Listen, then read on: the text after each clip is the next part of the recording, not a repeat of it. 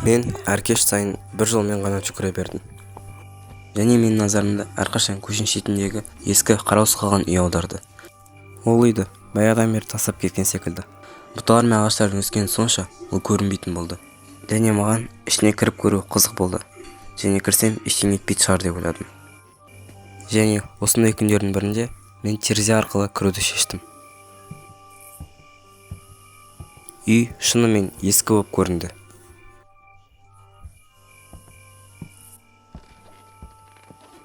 Әрине, қымбат заттардың бәрін уже ұрлықшылар ұрлап кеткен. Есік бұзылған, терезе сынған.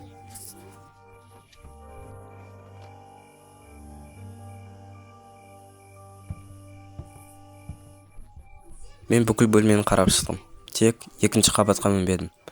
Ертең жүгіріп бара жатқан кезде қарап шығам деп ойладым.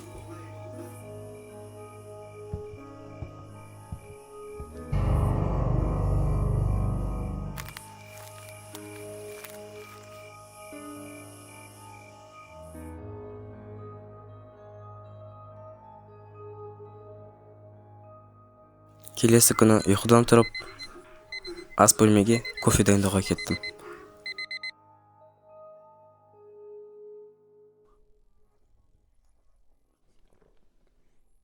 Үстел үстінде мен бір хатты көрдім.